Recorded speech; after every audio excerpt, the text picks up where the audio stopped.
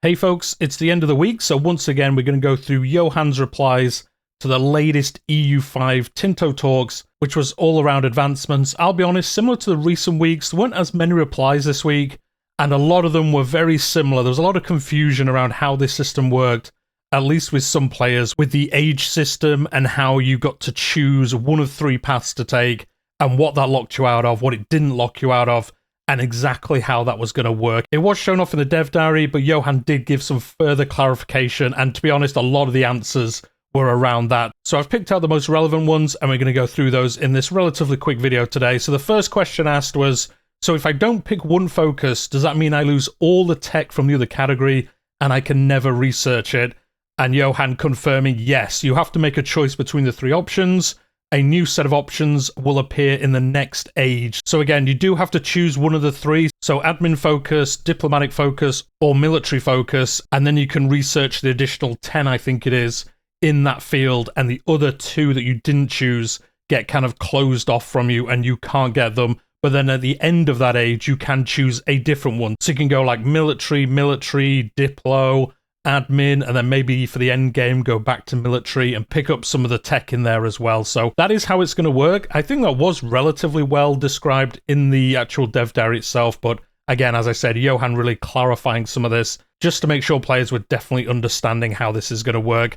And similar to that, so will you eventually have all techs unlocked? Obviously not nation-specific ones, because obviously only one nation can get those. So basically, if you start at the beginning of the game, you play to the end, how many of these can you realistically get in one campaign? And Johan's saying the aim is to have 75 to 80% unlocked if you play a country in a good starting position that doesn't neglect their research. So if you're playing as France, England, the Ottomans, someone like that, you're probably going to get around 80% of all the techs unlocked that you have available to you. I presume this means obviously not including the 20 tech that you lose each age by choosing one of the options and the other two kind of fall away from you. So I guess out of everything you potentially could unlock, they think you're going to get about 75 to 80% of everything unlocked, which I think is a good amount. I guess most people might think like, well, shouldn't you unlock 100% of everything? But I'm sure there's going to be ones you don't want to pick up, or end game, you're kind of choosing which ones help you in the scenario you're playing out. You don't generally need to research everything, every campaign. So I think 75 to 80, that sounds reasonable. In the next question, Johan did mention in the dev diary that there are some unique advances for countries, tags, religions, a bunch of these. But this player was asking, how many is there for each country? Is there 5, 6?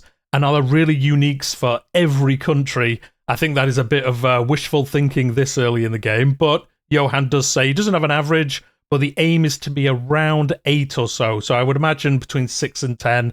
Most countries are going to have these. He does say not all countries will have them, but an enormous amount of countries will have them. So it does look like a lot of countries are at least getting some kind of flavorful tech for that country of some regards, whether it's going to be around trade, warfare, diplomacy, something like that. It looks like even for the launch of the game, they are trying to get a little bit of flavor into every country. Maybe Victoria 3 should have taken up this approach. Sorry, there's always a little dig at Victoria in these videos, isn't there? I do apologize. I know people do enjoy it, but, you know, we all saw how that game launched. But anyway, in the next question, so do I understand correctly that the advances in the previous age are lost when you enter a new age? That is incorrect. I'll just answer that immediately. Or is it a constant buildup of new advances, making the nation end up with larger and larger trees as they progress into the ages? And Johan's saying, no, you keep the previous tree. So yeah, you don't lose stuff from the previous age. You don't move into a new age and like everything you learned in the previous age is just gone and like forgotten about, or you can't then go back and research it. You keep the tech, I think the player thought, but you like lost everything that you hadn't researched. That isn't how it's going to work. You will unlock the new age tree, but you can go back into the old tree that you were in and kind of fill it out if there were some things you were looking for before the next age begins. Because as we know, the ages are kind of timed for roughly every 100 years, so you are going to progress quicker than your tech maybe will keep up with. So this is a good solution to that. You can go into the old ones, and Johan is actually going to talk about later, again, a little bit more detail on the catch-up mechanic. There is a way to kind of keep yourself at least in the same age tech-wise as other nations kind of speed off into the distance. The next question, once again, around how the age kind of splits work with admin, diplomacy, and military. And this player, I'll cut it down to basically can you go research the other two things at any point in the future? And Johan's saying, no, you can't again. You have to pick one tree, you get the 10 techs from that, and the 20 other ones you can't ever research. And then when you start a new age, the same thing happens again. So there is always these 30 techs that you have to choose each age, and you get 10 of them depending on which one you choose. Again, I've picked some of these out. They might seem obvious to some of you, but I just really want to make sure that there is clarity on how this system works, because it is a major change from the last game. Well, it's not a major change. The idea system kind of worked this way. It just wasn't kind of shown this way. Like, if you think about it, if you never took like exploration ideas, you never really did any colonization or anything like that. So it is obviously different to this system, but in many ways, the old idea system kind of worked a little bit like this. Depending on which one you took, you were locked out from stuff that other nations had if they did take that. So I can see some of the complaints around this system. I've seen a lot of people giving feedback like, you're locking off like 20 techs. Maybe I wanted one of those and now I can't pick it up. That's unfair. We should be able to pick anything we want. But again, if you think about it, even in EU4, with the idea system, you couldn't pick up all the idea choices, so the same thing kind of happened in similar-ish ways in that game. Again, not exactly the same, but a similar-ish way where if you didn't choose them, you did lose those things because you could never get them, because you couldn't pick up every idea that was available. Moving on from that though, the next question, can you still research things from a previous age when you get to the next stage? Again, I kind of hinted towards this earlier. We've already got confirmation that you can, and Johan confirming the catch-up mechanic, which is that they are about 33% cheaper if you move into the next age. If you go back to previous age techs that you wanted to pick up, they are cheaper to allow you to kind of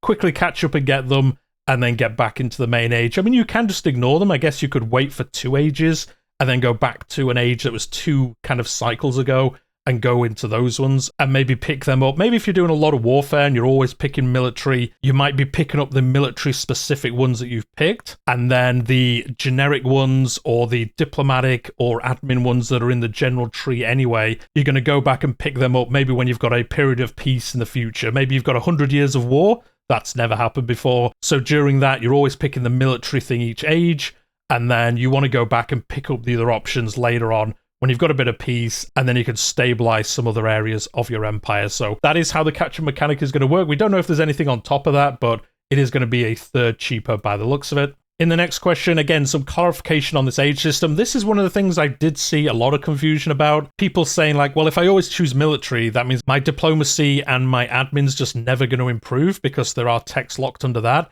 And Johan really clarifying here, and I think this should have been maybe called out in the dev diary, is that the generic tree, which he did mention, you know, most of the things you are going to choose in each age are going to be from a generic-ish tree where a lot of things are the same across the game.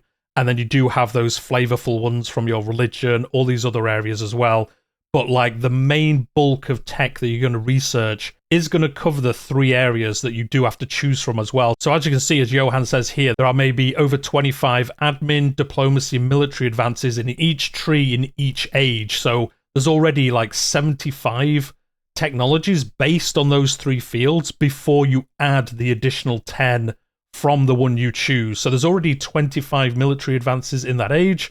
And then if you choose the military option, that just adds 20 to that. You can still do the 25 admin, the 25 diplomacy. You just don't get the additional 10 ones that kind of, I guess, maybe like specialize them in that age a little bit more.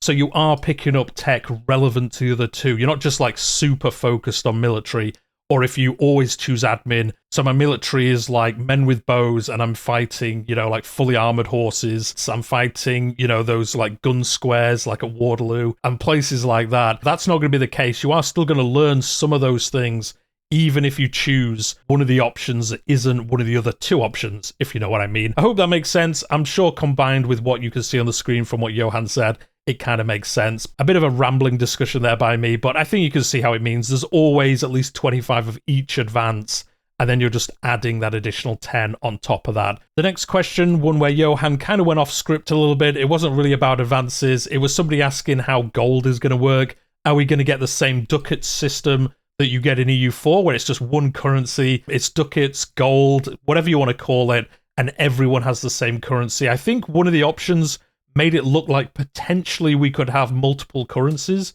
depending on where you were playing, but Johan's saying like, no, it's still the same currency as EU4. that is standardized across the game. I think that makes sense. I don't think we want to get into like currency conversion and all of that. Just have one currency across the game. I know it's not ultra realistic. In the next question, can you change focus in the middle of an age for gold stability or something else? This is one of the things I mentioned in the video on Wednesday. I did think maybe if they got enough bad feedback, they would potentially add an option to allow you to change it for, as I said then, gold stability or something else. And Johan just saying, no, no, that isn't happening. This is staying. You pick one, and that is the one you're keeping. And then the last question, not really around advances. I'll put the screenshot up on the screen at the moment. This was related to the very first screenshot of the dev diary. And one of the things that was shown there, and we kind of guessed in the video on Wednesday what it was about, that was the marketplace icon with from 20% to 500%. I guessed it was something to do with marketplaces, something to do with trading maybe. And Johan confirming here, that was actually regarding price stability. So that is where you'll see that information in the advances tab. I imagine you'll see it elsewhere, maybe under trade or something like that, or your financial area. I'm sure you'll see it as well. But it looks like in the advances, now it's a little bit weird, it says from 20 to 500%. I'm not sure what modifies that. Maybe there's some research that affects it. That is a pretty large difference, 20 to 500. I don't really understand why it's there. I'm sure there is a reason, and I'm sure one of you can let me know in the comments down below. But it does seem a little bit out of place compared to everything else. But again, we'll get more information about this when he talks about this feature in the future a little bit more. It has been mentioned previously. I think in the trade and buildings dev diaries, it was briefly covered. But anyway, that was the last question I picked out. As I said, there was less answers by Johan this week, and a lot of them really covered the same thing. Just continually saying, yes, you pick one, you can't get the other two. Don't worry, there are plenty of other techs from the other two that you get anyway. Even if you do pick to specialize in one of them for that age, you still get 25-ish of the other two, so you're not going to get really lopsided. Pretty much like 75% of the answers were just answering that in different ways. So picked out a few of those, a few other ones like the Ducats one, which was interesting. And yeah, that was it for this week. As I said, not keeping you as long as usual on these Friday videos, but as always, hit that like button if you've enjoyed it. Subscribe if you're new here. I'm covering EU5 up to official announcement, launch, and beyond. And I cover Crusader Kings 3 in a very similar manner on the channel. But we'll leave it there for today. Hope you all have a good weekend, and I'll see you next week.